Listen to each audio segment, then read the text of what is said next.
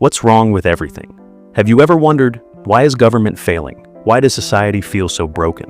Why do we feel more isolated despite being more connected? Marc J. Dunkelman's powerful book, Why Nothing Works, argues that the answer lies not in politics or economics, but in the collapse of our social structure, specifically something called the middle ring of relationships. Let's break it down, chapter by chapter. Chapter 1. The Three Rings of Relationships. Dunkelman introduces a simple but genius framework for human relationships. He divides them into three rings. 1. Inner ring, closest relationships, family, best friends.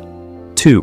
Middle ring, regular acquaintances, neighbors, co-workers, community members. 3. Outer ring, distant contacts, social media connections, occasional collaborators. In the past, the middle ring was a major part of our lives. We knew our neighbors, went to community events, and engaged in casual yet meaningful interactions. But today, that middle ring is falling apart. Main idea: the disappearance of the middle ring is silently destroying the foundation of modern society. Chapter 2. What the middle ring used to look like. From the 1950s to the 1980s, American life revolved around strong middle ring relationships. People attended town hall meetings, joined local clubs and religious groups, helped neighbors without hesitation. This created a strong civic structure and built trust across communities. But now, people move often. We spend more time online than outside. Local interactions have become rare. Result: a decline in social trust, civic engagement, and institutional support. Chapter 3.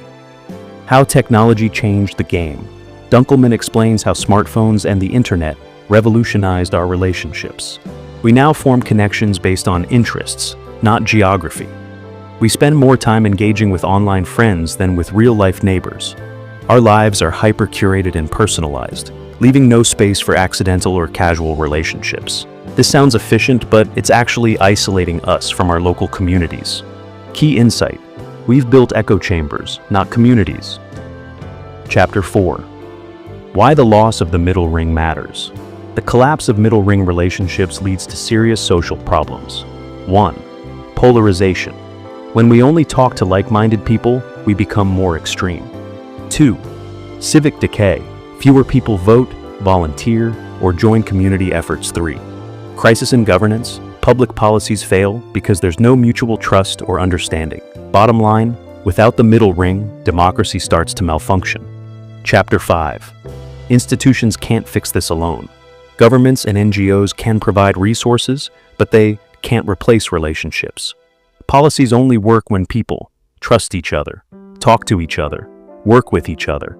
Dunkelman argues that real change starts from the bottom up, not top down. Takeaway: institutions are built on social fabric, and that fabric is tearing apart. Chapter 6. The rise of hyper-individualism. Today, people celebrate independence and privacy. You'll hear things like, "I don't need anyone. I'll do it on my own. Don't bother me." While independence is good, Dunkelman warns that total self-sufficiency is a myth. Humans need a sense of belonging, and that comes from casual, everyday interactions, the ones that happen in the middle ring. Lesson: you may have 10,000 followers, but if you don't know your neighbors, you're still isolated.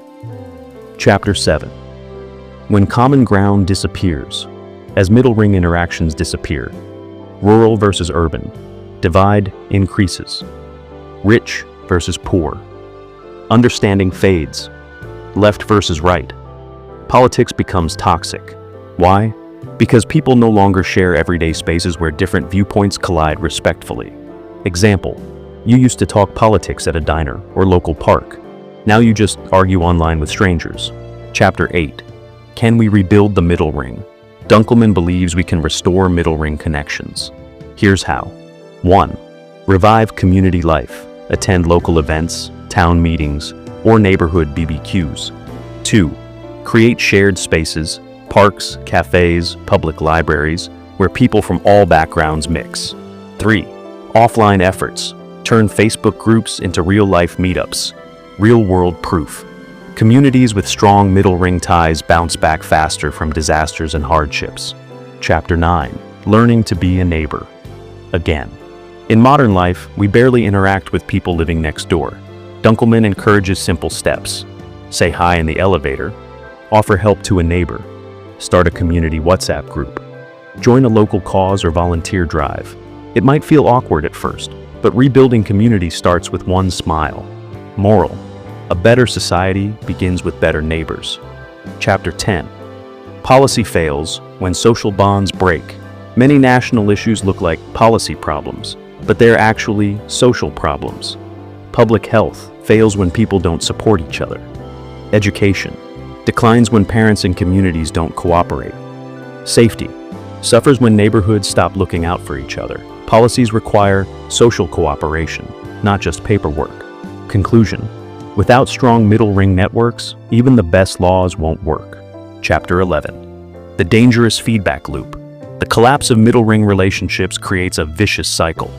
1. Less interaction. 2. Less trust. 3. More dysfunction. 4. More frustration. 5. Even less interaction, and round we go. Solution: break the cycle by reintroducing real-world connection into your everyday life. Chapter 12. Lessons from the past. Communities in the past weren't perfect, but they had something we've lost.